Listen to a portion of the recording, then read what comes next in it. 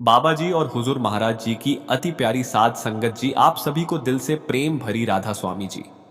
संगत जी, इस पावन मंच के माध्यम से आप सभी से एक छोटी सी विनती है। यदि आप हमारे इस चैनल से पहली बार जुड़े हैं तो कृपया चैनल को सब्सक्राइब करके अपना प्रेम और सहयोग अवश्य प्रदान करें। साथ ही संगत जी, कमेंट बॉक्स में राधा स्वामी जी अवश्य लिखें और अपने अपने शहर का नाम भी जरूर साझा करें, ताकि हमें यह जानने का सौभाग्य मिले कि बाबा जी की साध संगत देश और दुनिया के किन किन कोनों से इस सत्संग से जुड़ी हुई है। बाबा जी और हुजूर जी आप सभी पर अपनी कृपा बनाए रखें। संगत के बीच से एक बहुत ही चश्मा पहने हुए दुबला पतला लड़का खड़ा हुआ, जो हाथ में अपनी डायरी पकड़े था। उसने बड़े ही मासूम अंदाज में कहा कि बाबा जी, राधा स्वामी, मैं एक सॉफ्टवेयर इंजीनियर हूं और मेरा सारा दिन कंप्यूटर और कोडिंग के बीच निकलता है। कल रात जब मैं सिमरन पर बैठा तो मेरा मन मुझसे कहने लगा कि भाई, तू इतनी मेहनत क्यों कर रहा है? तू एक ऐसा एआई बोट या रोबोट क्यों नहीं बना लेता जो तेरी जगह रोज 2.5 घंटे बैठकर सिमरन करे और उसकी सारी रूहानी कमाई तेरे अकाउंट में ट्रांसफर हो जाए? उसने हंसते हुए पूछा कि बाबा जी, क्या रूहानियत के क्षेत्र में भी हम आउटसोर्सिंग कर सकते हैं? क्या ऐसा कोई सॉफ्टवेयर आ सकता है जो मेरे सिमरन की अटेंडेंस मालिक के घर में लगा दे और मैं आराम से अपनी कोडिंग करता रहूं? बाबा जी यह सुनकर खिलखिलाकर हंस पड़े और पूरी संगत में हंसी का एक जबरदस्त फवारा सा छूट गया। बाबा जी हंसते हुए उस लड़के की ओर देखकर बोले कि भाई साहब, आपने तो रूहानियत को भी गूगल और माइक्रोसॉफ्ट का ऑफिस समझ लिया है। बाबा जी हंसते हुए बोले कि मालिक ने यह रूह और यह सांसें आपको दी है, तो इसकी कमाई भी आपको खुद ही करनी पड़ेगी। बाबा जी ने बड़े मजेदार तरीके से समझाया कि यह तो ऐसा ही है कि आप रोबोट को खाना खिलाएं और उम्मीद करें कि पेट आपका भर जाए। बाबा जी ने उसे सलाह दी कि यह जो आपका दिमाग नई नई कोडिंग ढूंढ रहा है, यह दरअसल सिमरन से बचने का एक डिजिटल बहाना है। बाबा जी बोले कि मालिक के घर में कोई शॉर्टकट या हैक नहीं चलता। वहां तो सिर्फ आपकी मेहनत और आपकी तड़प की प्रोग्रामिंग काम आती है। बाबा जी ने हंसते हुए कहा कि अगली बार जब आपका मन एआई बॉट बनाने की सोचे तो उसे कहना कि भाई, मेरी रूह को किसी सॉफ्टवेयर की नहीं बल्कि उस अनहद शब्द की जरूरत है जो किसी कंप्यूटर में नहीं बल्कि मेरे अंदर बज रहा है। अभी हंसी का यह माहौल थमा ही था कि एक मध्यम आयु की बहन जी खड़ी हुई, जिनके चेहरे पर थोड़ी झुंझुलाहट और थोड़ी बेबसी थी। उन्होंने कहा कि बाबा जी, राधा स्वामी, मेरा सवाल मेरे परिवार के व्हाट्सएप ग्रुप को लेकर है। उन्होंने बताया कि बाबा जी, जैसे ही मैं सिमरन पर बैठती हूँ और आंखें बंद करती हूँ, मुझे नूर दिखने के बजाय मेरे फोन की नोटिफिकेशन टोन सुनाई देने लगती है। मेरा मन मुझे याद दिलाने लगता है कि उस रिश्तेदार ने ग्रुप में मेरी फोटो पर लाइक नहीं किया या उस ननद ने मेरी बात का क्या जवाब दिया होगा। उन्होंने बड़े ही मजेदार तरीके से पूछा कि बाबा जी, क्या सिमरन के वक्त मन का यह व्हाट्सएप ग्रुप डिलीट करने का कोई तरीका है, और क्या मालिक के घर में भी ऐसे ग्रुप होते हैं जहां हम अपनी रूहानी तरक्की की फोटो डाल सकें? बाबा जी यह सुनकर फिर से बहुत मजेदार तरीके से हंसे और उन्होंने उन बहन जी को समझाया कि यह जो व्हाट्सएप और सोशल मीडिया है, यह आज के समय का सबसे बड़ा माया का जाल है। बाबा जी हंसते हुए बोले कि आपका मन दरअसल उन फालतू की चर्चाओं में इतना रस ले रहा है कि उसे नाम के सिमरन का रस फीका लग रहा है। बाबा जी ने इसका उपाय यह बताया कि सिमरन पर बैठने से पहले अपने फोन को किसी दूसरे कमरे में म्यूट करके रखाइए और अपने मन को समझाओ कि भाई, 2.5 घंटे के लिए यह दुनिया मेरे बिना भी बहुत अच्छे से चलेगी। बाबा जी ने सलाह दी कि जब आप अंदर के शब्द से जुड़ेंगे तो आपको बाहर के इन मैसेज और लाइक की कोई परवाह नहीं रहेगी। बाबा जी ने हंसते हुए कहा कि मालिक का जो ब्रॉडकास्ट ग्रुप है, वह सिर्फ उन रूहों के लिए है जो बाहर का शोर बंद करके अंदर की आवाज सुनती है। इसलिए अपना इंटरनेट कनेक्शन अंदर की ओर जोड़िए। तभी एक बुजुर्ग माताजी खड़ी हुई, जिन्होंने बहुत ही भावुक और मजेदार सवाल पूछा। उन्होंने कहा कि बाबा जी, मेरा मन बहुत चंचल है। जब मैं भजन पर बैठती हूँ तो मुझे अपने मोहल्ले की सारी खबरें याद आने लगती है। कल तो हद हो गई बाबा जी, सिमरन के बीच में मेरा मन मुझसे पूछने लगा कि अरे ओ, तुझे पता है कि पड़ोसी की बहू ने कल कौन सी साड़ी पहनी थी? माताजी ने पूछा कि बाबा जी, क्या मालिक को मेरी यह सांसारिक बातें सुनकर गुस्सा नहीं आता होगा, और क्या मुझे सजा मिलेगी कि मैं सिमरन में पड़ोसियों की बुराई सोच रही थी? बाबा जी यह सुनकर बहुत ही प्यार से हंसे और उन्होंने माताजी को बड़े करीब से निहारा। बाबा जी हंसते हुए बोले कि माताजी, मालिक बहुत दयालु है। वह आपकी इन मासूम शरारतों पर गुस्सा नहीं बल्कि मुस्कुराता है। बाबा जी ने उन्हें समझाया कि यह मन की पुरानी आदत है कि वह कूड़ा चरा इकट्ठा करता रहता है। बाबा जी ने इसका उपाय यह बताया कि जब मन ऐसी बातें करे तो उसे डराओ मत, बल्कि उसे प्यार से कहो कि चल भाई, अब बहुत बातें हो गई, अब जरा मालिक का नाम ले ले। बाबा जी बोले कि आप सिर्फ अपनी हाजिरी लगाइए, चाहे मन पड़ोसियों के घर जाए या बाजार जाए, आप अपना काम मत छोड़िए। बाबा जी ने हंसते हुए तसल्ली दी कि धीरे धीरे यह मन थक जाएगा और जब इसे अंदर का रस मिलने लगेगा तो यह साड़ी और पड़ोसी की बातें खुद बगैर तो खुद भूल जाएगा। बाबा जी ने प्यार से कहा कि मालिक को आपकी मासूमियत पसंद है, बस आप बैठना मत छोड़िए। इसी बीच एक युवा लड़की खड़ी हुई जो कॉम्पिटिटिव एग्जाम की तैयारी कर रही थी। उसने पूछा कि बाबा जी, मेरा सारा दिन किताबों में निकलता है और जब मैं सिमरन पर बैठती हूँ तो मुझे सारे मैथ के फार्मूले और इतिहास की तारीखें याद आने लगती हैं। मुझे डर लगता है कि अगर मैं सिमरन में समय दूंगी तो कहीं मैं फेल ना हो जाऊं। क्या रूहानियत और पढ़ाई एक साथ चल सकते हैं? क्या सिमरन करने से मेरी याददाश्त बहेगी या मेरा समय बर्बाद होगा? बाबा जी ने उसे बहुत ही पिता जैसे प्रेम के साथ देखा और मुस्कुराते हुए बोले कि बेटा, सिमरन समय बर्बाद करना नहीं बल्कि समय को इन्वेस्ट करना है। बाबा जी हंसते हुए बोले कि जब तुम सिमरन करती हो तो तुम्हारा मन एकाग्र होता है और जो चीज तुम 3 घंटे में पढ़ती हो वह तुम आधे घंटे में समझ पाओगी। बाबा जी ने इसका उपाय यह बताया कि सिमरन तुम्हारी बुद्धि को तेज करता है और तुम्हारे भीतर के डर को खत्म करता है। बाबा जी बोले कि एग्जाम में तुम फेल नहीं होगी बल्कि तुम्हारा आत्मविश्वास इतना बढ़ जाएगा कि तुम हर मुश्किल सवाल का हल ढूंढ लोगी। बाबा जी ने मजाक में कहा कि मालिक को लीक पेपर नहीं पता, पर वह तुम्हें इतनी शक्ति जरूर दे देगा कि तुम खुद अपना रास्ता बना सको। बाबा जी ने सलाह दी कि अपनी पढ़ाई पूरी ईमानदारी से करो और सिमरन को अपनी मेंटल डाइट समझो। जैसे शरीर के लिए खाना जरूरी है वैसे ही दिमाग और रूह के लिए नाम जरूरी है। तभी एक भाई साहब खड़े हुए जो थोड़े मोटे ताजे थे और खाने पीने के शौकीन लग रहे थे। उन्होंने पूछा कि बाबा जी, राधा स्वामी, मेरा मन कहता है कि सिमरन के लिए सादा खाना जरूरी है, पर मुझे पिज्जा और बर्गर बहुत पसंद है। क्या अगर मैं पिज्जा खाकर सिमरन पर बैठूं तो क्या मेरी सूरत ऊपर ऐश पाएगी या वह पिज्जा के बोझ से नीचे ही दबी रहेगी? बाबा जी यह सुनकर फिर से बहुत मजेदार अंदाज में हंसे और बोले कि भाई साहब, आप तो भक्ति में भी फास्ट फूड ढूंढ रहे हैं। बाबा जी हंसते हुए बोले कि खाना सिर्फ शरीर के लिए है, पर जैसा अन्न होता है वैसा ही मन होता है। बाबा जी ने इसका उपाय यह बताया कि अगर आप बहुत भारी और तामसिक खाना खाएंगे तो सिमरन में आपको सिर्फ नींद और सुस्ती आएगी। बाबा जी बोले कि रूहानी तरक्की के लिए हल्का भोजन और हल्का मन बहुत जरूरी है। बाबा जी ने मजाक में कहा कि मालिक को पिज्जा से कोई दुश्मनी नहीं है, पर वह चाहता है कि आप अंदर के उस अमृत का स्वाद ले जिसके आगे दुनिया के सारे व्यंजन फीके पड़ जाए। बाबा जी ने सलाह दी कि अपनी जीभ पर थोड़ा काबू रखिए ताकि आपकी सूरत को ऊपर चढ़ने में आसानी हो। संगत जी, इसके बाद तभी संगत के बीच से एक बहुत ही मजबूत कदकाठी वाला नौजवान खड़ा हुआ जिसने आधी बाजू की टी शर्ट पहनी थी और उसकी डोले शोले साफ दिखाई दे रहे थे। उसने थोड़े रब और थोड़ी मासूमियत के साथ पूछा कि बाबा जी, राधा स्वामी, मेरा सवाल मेरी बॉडी बिल्डिंग और भक्ति के बीच के तालमेल को लेकर है। उसने बताया कि बाबा जी, मैं दिन में 3 घंटे जिम जाता हूँ और अपनी डाइट का बहुत ध्यान रखता हूँ, पर मेरा मन मुझसे कहता है कि जब सचखंड जाने का समय आएगा तो वहां की चढ़ाई बहुत कठिन होगी। उसने हंसते हुए पूछा कि बाबा जी, क्या वहां ऊपर चढ़ते वक्त मेरे यह मजबूत बाइसेप्स काम आएंगे या वहां भी कोई वेटलिफ्टिंग का कंपटीशन होगा? और बाबा जी, मैं जो ये प्रोटीन शेक पीता हूं, क्या इससे मेरी सूरत को भी कोई एक्स्ट्रा पावर मिलेगी या मालिक के घर में सिर्फ सादा दाल रोटी ही चलती है? बाबा जी यह सुनकर बहुत ही खिलखिलाकर हंस पड़े और पूरी संगत में हंसी का एक भयानक ठहाका गूंज उठा। बाबा जी हंसते हुए बोले कि भाई साहब, आपने तो सचखंड को भी ओलंपिक का मैदान समझ लिया है। बाबा जी ने इसका उपाय यह बताया कि यह शरीर तो सिर्फ एक मिट्टी का खिलौना है जिसे आप यहाँ संवार रहे हैं, पर याद रखिए कि जब ऊपर जाने की बारी आएगी तो यह भारी शरीर यही रह जाएगा और सिर्फ आपकी सूक्ष्म रूह ऊपर जाएगी। बाबा जी ने मजाक में उन भाई साहब को समझाया कि वहां की चढ़ाई शारीरिक ताकत से नहीं बल्कि सिमरन की ताकत से होती है। बाबा जी बोले कि आप शरीर को स्वस्थ रखिए, ये अच्छी बात है क्योंकि बीमार शरीर में सिमरन करना मुश्किल होता है, पर अहंकार मत पालिए कि आपकी यह मसल्स आपको मालिक के करीब ले जाएंगी। बाबा जी ने मुस्कुराते हुए कहा कि वहां तो वह रूह सबसे तेज चढ़ती है जो सबसे हल्की और विनम्र होती है, इसलिए प्रोटीन शेक के साथ साथ थोड़ा नाम का टॉनिक भी पीजिए ताकि रूह में जान आए। बाबा जी ने हंसते हुए सलाह दी कि जिम में डंबल उठाने के साथ साथ अपने मन के भारीपन को उठाना सीखिए, तभी असली तरक्की होगी। अभी हंसी का माहौल चल ही रहा था कि एक वृद्ध माताजी खड़ी हुई जिनके चेहरे पर बहुत ही भोलापन था। उन्होंने अपनी साड़ी का पल्लू ठीक करते हुए पूछा कि बाबा जी, राधा स्वामी, मेरा सवाल मेरे सीरियल देखने की आदत को लेकर है।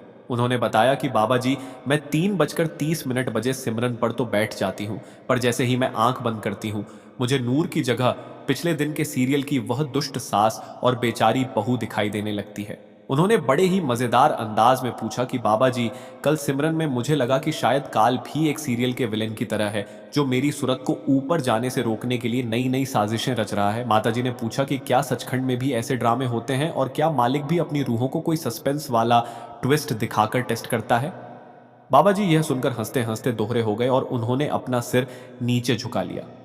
बाबा जी हंसते हुए बोले कि माता जी आपने तो मालिक को भी डायरेक्टर बना दिया। बाबा जी ने बहुत ही सादगी से समझाया कि यह जो आप टीवी पर देखती है वह सब झूठ और बनावट है, पर हमारा मन उसे सच मानकर अपने भीतर जमा कर लेता है। बाबा जी ने इसका उपाय यह बताया कि सिमरन में जो आपको वह सास बहू के झगड़े दिख रहे हैं वह दरअसल आपके मन का कूड़ा है जो बाहर निकल रहा है। बाबा जी ने मुस्कुराते हुए सलाह दी कि सिमरन पर बैठने से पहले अपने मन का रिमोट कंट्रोल मालिक को सौंप दीजिए और इस बाहरी दुनिया के सीरियल को देखना थोड़ा कम कीजिए। बाबा जी बोले कि असली फिल्म तो आपके अंदर चल रही है, जिसे देखने के लिए आपको किसी सब्सक्रिप्शन की जरूरत नहीं है, बस एकाग्रता चाहिए। बाबा जी ने हंसते हुए कहा कि मालिक के घर में कोई विलेन नहीं होता, वहां तो सिर्फ प्रेम की कहानी चलती है। इसलिए आप अपने मन के ड्रामे को बंद कीजिए और उस अनहद शब्द के संगीत का आनंद लीजिए। तभी एक सज्जन खड़े हुए जो किसी कॉरपोरेट ऑफिस में काम करते लग रहे थे। उन्होंने बड़े ही गंभीर अंदाज में पूछा कि बाबा जी, राधा स्वामी शेयर बाजार में काम करता हूं और मेरा सारा दिन निष्ठी और ससेक्स देखने में निकल जाता है। उन्होंने बताया कि बाबा जी, जब मैं सिमरन पर बैठता हूं तो मैं हिसाब लगाने लगता हूं कि अगर मेरा ध्यान तीसरे तिल पर टिक गया तो मेरी रूहानी वेल्स में कितने परसेंट का उछाल आएगा।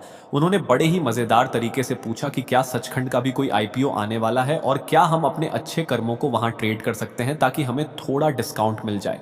बाबा जी यह सुनकर मुस्कुराए और बोले कि भाई साहब, आप तो भक्ति में भी ब्रोकरेज ढूंढ रहे हैं। बाबा जी हंसते हुए बोले कि मालिक का बाजार कभी क्रैश नहीं होता और वहां की करेंसी सिर्फ प्यार है। बाबा जी ने इसका उपाय यह बताया कि यह जो आप सिमरन में मुनाफा और घाटा सोच रहे हैं, यह आपके अहंकार की निशानी है। बाबा जी ने बहुत ही गहराई से समझाया कि रूहानियत कोई बिजनेस डील नहीं है जहां आप कुछ देकर कुछ पाने की शर्त रखते हैं। बाबा जी बोले कि यहां तो सब कुछ लुटाकर ही सब कुछ मिलता है। बाबा जी ने सलाह दी कि जब सिमरन पर बैठो तो अपने दिमाग के इस कैलकुलेटर को बाहर छोड़कर आओ। बाबा जी ने मुस्कुराते हुए कहा कि मालिक तो वह इन्वेस्टमेंट देखता है जो आपने बिना किसी स्वार्थ के की है। बाबा जी ने हंसते हुए आश्वासन दिया कि अगर आप ईमानदारी से नाम का सिमरन करेंगे तो आपकी रूह का जो ग्राफ है वह हमेशा ऊपर की तरफ ही जाएगा और आपको कभी घाटा नहीं होगा, क्योंकि वहां का मालिक खुद आपका पोर्टफोलियो संभालता है। इसी कड़ी में एक बहुत ही सजीद जी बहन जी खड़ी हुई जिन्होंने बहुत ही ट्रेडी मेकअप किया हुआ था। उन्होंने पूछा कि बाबा जी, राधा स्वामी, मुझे सजने संवरने का बहुत शौक है और लोग कहते हैं कि सत्संगी को बहुत सादा रहना चाहिए। उन्होंने बड़े ही नटखट अंदाज में पूछा कि बाबा जी, क्या अगर मैं सिमरन पर बैठते वक्त थोड़ा सा लिपस्टिक या काजल लगा लूं तो क्या मालिक मुझे पहचान नहीं पाएगा? क्या सचखंड के दरवाजे पर भी कोई ड्रेस कोड है जहां मेकअप वालों की एंट्री बैन है? बाबा जी यह सुनकर बहुत ही मधुरता से हंसे और उन्होंने उन बहन जी को बहुत ही प्यार से देखा। बाबा जी हंसते हुए बोले कि बेटी, मालिक तो आपकी रूह को देखता है, उसे आपके चेहरे के मेकअप से कोई लेना देना नहीं है। बाबा जी ने इसका उपाय यह बताया कि आप बाहर से कितनी भी सजी हुई हो, अगर आपका दिल अंदर से साफ नहीं है तो वह सजावट किसी काम की नहीं है। बाबा जी ने बहुत ही सुंदर बात कही कि असली श्रृंगार तो नम्रता और प्रेम का है। बाबा जी ने मजाक में कहा कि वहां ऊपर कोई ब्यूटी पार्लर नहीं है, वहां तो रूह का अपना नूर ही इतना होता है कि किसी और चीज की जरूरत नहीं पड़ती। बाबा जी ने सलाह दी कि आप बाहर से जो भी पहने, बस इस बात का ध्यान रखें कि आपके अंदर कोई मैल ना हो। बाबा जी ने हंसते हुए कहा कि सिमरन के वक्त आपकी आंखें बंद होती हैं तो वहां काजल की क्या जरूरत, वहां तो गुरु का स्वरूप ही सबसे सुंदर दृश्य है। बाबा जी बोले कि सादगी का मतलब बदरंग होना नहीं है, बल्कि अपने मन को विकारों से साफ रखना है। चर्चा अब थोड़ी और मजेदार हुई जब एक भाई साहब ने पूछा कि बाबा जी, मेरा दोस्त सिमरन में मेरे बगल में बैठता है और वह इतनी जोर जोर से खर्राटे मारता है कि मुझे लगता है कि अनहद शब्द की आवाज सुनाई दे रही है। उन्होंने हंसते हुए कहा कि बाबा जी, कभी कभी तो वह लय में खर्राटे लेता है और मुझे भ्रम हो जाता है कि शायद रूहानी धुन शुरू हो गई है। क्या मुझे उसे जगाना चाहिए या यह सोचकर छोड़ देना चाहिए कि शायद उसे कोई डीप मेडिटेशन का अनुभव हो रहा है? बाबा जी यह सुनकर अपनी हंसी नहीं रोक पाए और पंडाल में ठहाकों का सैलाब आ गया। बाबा जी हंसते हुए बोले कि भाई साहब, वह शब्द नहीं है, वह तो सिर्फ गहरी नींद का चमत्कार है। बाबा जी ने इसका उपाय यह बताया कि सिमरन में सोना सबसे बड़ी बाधा है, क्योंकि जब आप सो जाते हैं तो सुर नीचे के चक्रों में गिर जाती है।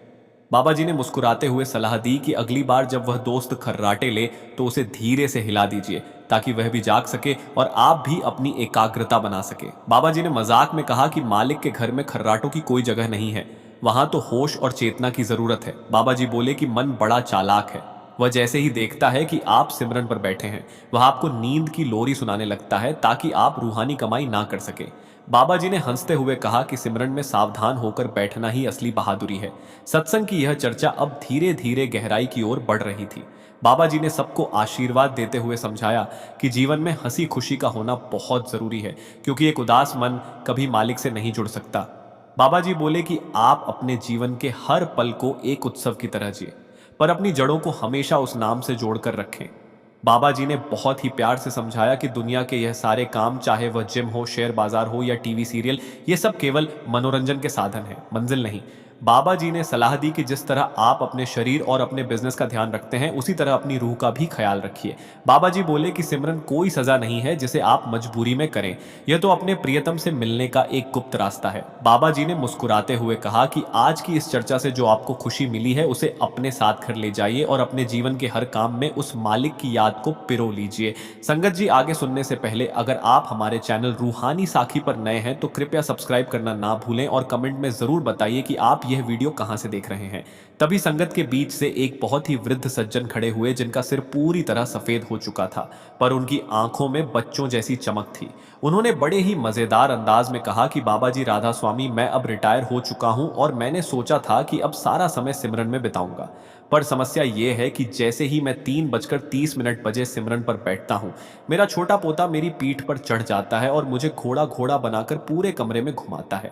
बाबा जी, मेरी भक्ति तो राधा राधा के बजाय घोड़ा घोड़ा में बदल गई है।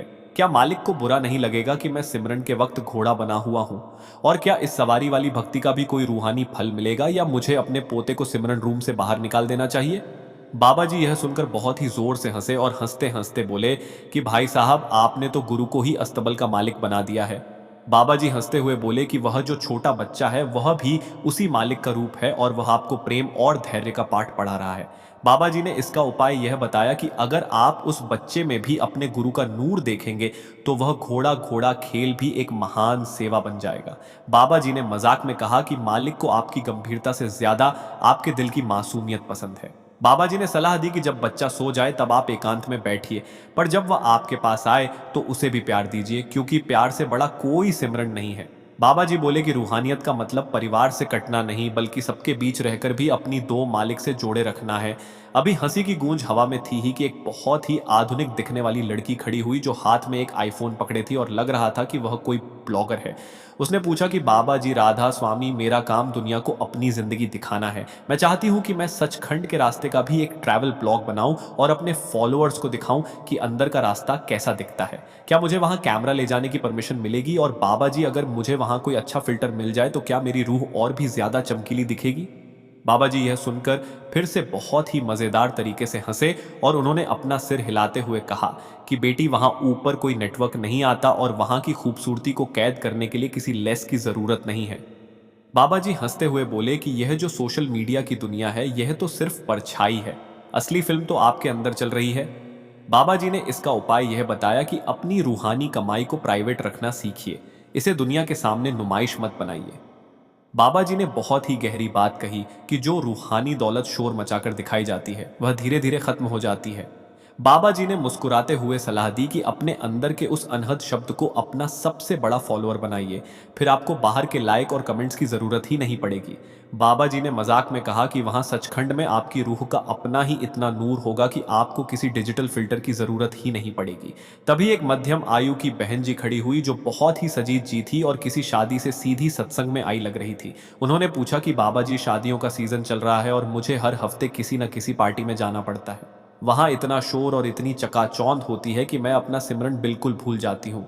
मेरा मन सिर्फ गहनों और साड़ियों की मैचिंग में लगा रहता है। क्या ऐसी दुनियावी चकाचौंध में रहकर मेरी रूह काली तो नहीं पड़ जाएगी? और क्या मुझे शादियों में जाना छोड़ देना चाहिए? बाबा जी यह सुनकर मुस्कुराए और बोले कि बेटी, दुनिया छोड़ने की जरूरत नहीं है, सिर्फ अपनी नीयत को बदलने की जरूरत है। बाबा जी हंसते हुए बोले कि आप शादियों में जाइए, खूब सजिए संवरिए, पर अपने दिल के एक कोने में उस मालिक की याद का दिया जलता रहने दीजिए। बाबा जी ने इसका उपाय यह बताया कि जैसे एक माँ बाजार में खरीदारी करते हुए भी अपने बच्चे का हाथ कसकर पकड़े रहती है, वैसे ही आप दुनिया के सारे काम करते हुए अपने गुरु का हाथ थामे रखिए। बाबा जी ने मजाक में कहा कि यह गहने और साड़ियां तो यही रह जानी है, वहां ऊपर तो सिर्फ आपकी नेक नियति का जोड़ा देखा जाएगा। बाबा जी ने सलाह दी कि जब आप पार्टी के शोर में हो तो मन ही मन 5 पवित्र नामों का सिमरन करती रहे। इससे आपके चारों ओर एक रूहानी ढाल बन जाएगी और दुनिया का रंग आप पर नहीं चढ़ेगा। चर्चा का रुख अब थोड़ा गंभीर हुआ जब एक सज्जन ने पूछा कि बाबा जी, अक्सर लोग कहते हैं कि गुरु को हमारे सारे कर्मों का पता होता है, तो फिर क्या गुरु हमारी उन गलतियों को भी जानता है जो हमने अंधेरे में की है, और क्या वह हमें कभी माफ करेगा? बाबा जी का चेहरा यह सुनकर करुणा से भर गया और उन्होंने बहुत ही गंभीर स्वर में कहा कि भाई, गुरु तो वह माँ है जो अपने बच्चे की हर गंदगी को साफ करना जानती है। बाबा जी बोले कि मालिक आपकी गलतियों से ज्यादा आपकी पछतावे वाली तड़प को देखता है। बाबा जी ने इसका उपाय यह बताया कि अगर आपसे कोई गलती हो गई है तो उसे पकड़कर मत बैठिए, बल्कि दोबारा वह गलती न करने का संकल्प लीजिए। बाबा जी ने बहुत ही रूहानी बात कही कि गुरु का प्यार आपकी गलतियों से कहीं ज्यादा बड़ा है। बाबा जी ने मुस्कुराते हुए तसल्ली दी कि जब आप सिमरन पर बैठते हैं और अपनी गलतियों के लिए रोते हैं तो वह आंसू आपकी रूह के सारे दाग धो देते हैं। बाबा जी बोले कि गुरु कभी आपसे नफरत नहीं करता, वह तो बस इंतजार करता है कि कब आप अपनी बुराइयां छोड़कर उसके गले लग जाए। सत्संग के बिल्कुल अंत में एक वृद्ध महिला ने पूछा कि बाबा जी, जब मेरी आखिरी सांस चलेगी तो क्या आप वाकई वहां आएंगे? मुझे बहुत डर लगता है कि कहीं मैं उस समय आपको भूल ना जाऊं। बाबा जी ने उन्हें बहुत ही शांत और प्रेम पूर्ण नजरों से देखा और बोले कि माता जी, गुरु का वादा कोई कागज का टुकड़ा नहीं है जो फट जाए। बाबा जी ने बहुत ही भरोसे के साथ कहा कि जिस रूह ने नाम का पल्ला पकड़ा है उसे कभी अकेले नहीं छोड़ा जाता। बाबा जी बोले कि आप मुझे भूल सकती हैं, पर मैं आपको कभी नहीं भूलूंगा। बाबा जी ने इसका उपाय यह बताया कि आप बस आज अपनी याद मजबूत रखिए, आखिरी वक्त की जिम्मेदारी मेरी है। बाबा जी ने मुस्कुराते हुए कहा कि मौत तो सिर्फ एक कमरा बदलकर दूसरे कमरे में जाने जैसा है, और उस दरवाजे पर गुरु खुद हाथ थामने के लिए खड़ा होता है। बाबा जी ने मजाक में कहा कि आप इतनी चिंता मत कीजिए, मालिक का एड्रेस बिल्कुल सही है और वह अपनी हर रूह को घर पहुंचाना जानता है। संगत जी, आज के इस छोटे से सत्संग को यहीं विराम देते हैं। यदि आज की ये बातें आपके हृदय को स्पर्श कर गई हों तो इन्हें अपने जीवन में उतारने का प्रयास अवश्य कीजिए। बाबा जी और हुजूर महाराज जी से यही अरदास है कि वे आप सभी पर अपनी अपार दया कृपा बनाए रखें, आपके जीवन में शांति, प्रेम और सच्चे नाम का वास हो। संगत जी, जाते जाते एक बार फिर कमेंट बॉक्स में राधा स्वामी जी लिखना न भूलें और अपने शहर का नाम भी जरूर साझा करें। इसी प्रार्थना और प्रेम के साथ आप सभी को सादर राधा स्वामी जी।